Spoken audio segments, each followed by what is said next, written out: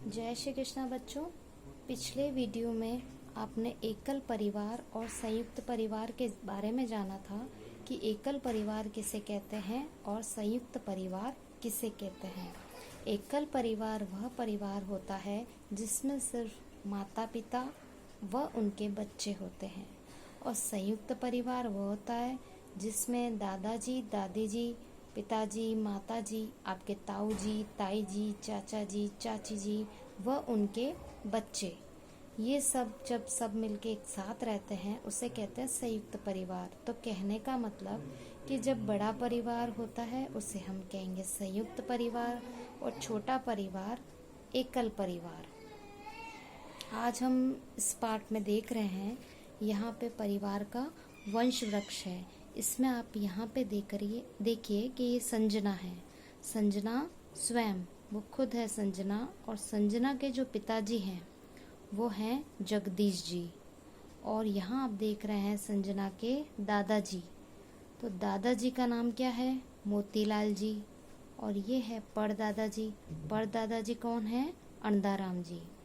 तो संजना के पिताजी, फिर इनके भी पिताजी, तो जो संजना के पिताजी हैं उनके पिताजी संजना के क्या लगे? दादाजी। और फिर जो दादाजी हैं उनके भी पिताजी, वो संजना के क्या लगेंगे? परदादाजी। इस तरीके से ये रिश्ते होते हैं। तो कई परिवारों में ऐसे होता है कि ये एक पीढ़ी, संजना क्या हुई? एक पीढ़ी, जगदीश क्या हुए? दूसरी पीढ़ी, मोतीलाल क्या हुए? तीसरी पीढ़ी, और अंधाराम क्या हुए? चौथी पीढ़ी। ये 4 पीढ़ी एक साथ रहती है, तो ये हम कहेंगे संयुक्त परिवार। अगर अकेले से जगदीश का परिवार होता, पति पत्नी और बच्चे, तो हम कहते एकल परिवार। लेकिन अगर उसमें ये 1, 2, 3 और 4 चारों पीढ़ी साथ रह रही है, तो ये क्या कहलाएगा? संयुक्त परिवार। इसमें आप देखिए यहाँ पे ये संजना है। संजना की माता है ऋतु। हाँ, ऋतु की आगे माता है कमला, और कमला की आगे माता जी हैं थापूबाई। तो जो संजना है, संजना की माता जी है ऋतु, और ऋतु की माता जी कमला। तो संजना की जो माता जी हैं, संजना की जो मम्मी है, तो मम्मी की मम्मी क्या कहलाएगी? नानी जी। आपकी नानी जी कहलाती है ना, आप नानी जी कहते हैं, वो कौन होती है? आपकी मम्मी की मम्मी, आपकी माताजी की माताजी, वो आपकी नानी जी कहलाती है। और आपकी जो नानी जी हैं, और नानी जी की भी जो माताजी हैं, वो आपकी क्या कहलाएंगी? पड़ नानी जी। तो इस तरीके से ये रिश्ते होते हैं जिनमें हम जानते हैं कि ये हमारी नानी जी हैं, ये हमारे नाना जी हैं, ये हमारे दादाजी हैं, ये हमारे परदादाजी हैं। और जब सभी लोग एक साथ में रहते हैं उसे संयुक्त परिवार कहेंगे। तो ये है परिवार का वंश वृक्ष। वंश वृक्ष मतलब क्या हुआ कि आप लोग क्या हैं? ये आपकी इस तरह पीढ़ी दर पीढ़ी आगे बढ़ रहे हैं। आपके पहले परदादाजी थे, आपके दादाजी थे, आपके पिताजी थे, और अब आप स्वयं हैं। अब आप भी अपने परिवार के पिता व माता दोनों ओर के सदस्यों की सहायता से वंश वृक्ष बनाइए।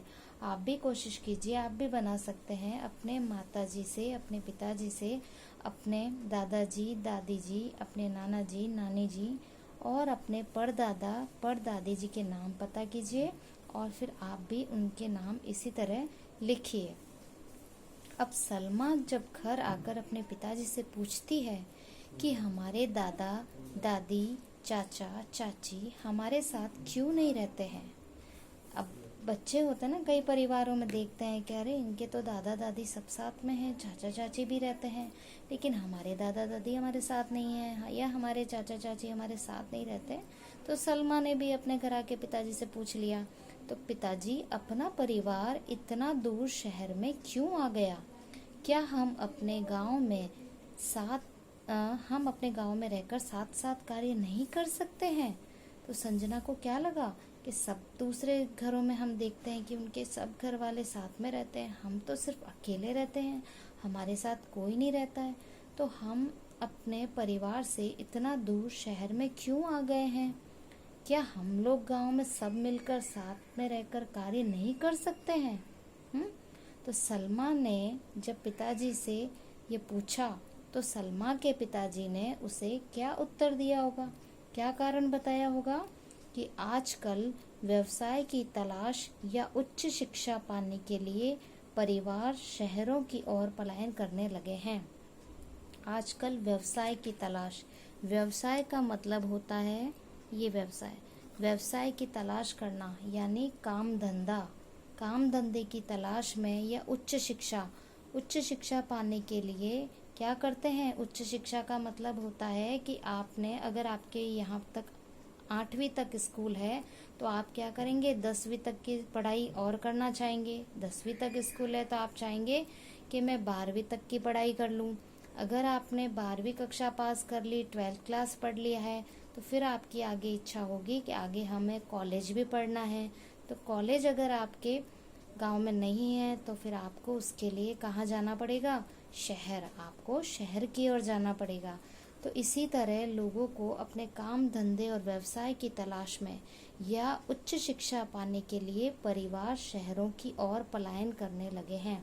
पलायन करना मतलब एक जगह से छोड़कर जाना, दूसरी जगह पर जाना, पलायन करना। तो कई गांव के लोग ऐसे हो गए हैं कि गांव में अगर सुविधाओं का अभाव देखते हैं या उन्हें देखता है कि हमारे यहाँ पे काम धंधा अच्छे से नहीं है या हमारे बच्चों की पढ़ाई यहाँ पे अच्छे से नहीं हो रही है, तो वो परिवार कहाँ चले जाते हैं? शहरों की ओर। शहरों में अधिकतर छोटे छोटे मकान होते हैं जिनमें कम लोग रह सकते हैं। शहर में ज़्यादा लोग, सब लोग गांव से पलायन शहरों की ओर करते हैं। तो शहरों में क्या हो गई है, भीड़ ज़्यादा बढ़ने लगी है, लोग ज़्यादा रहने लगे हैं शहरों में आकर।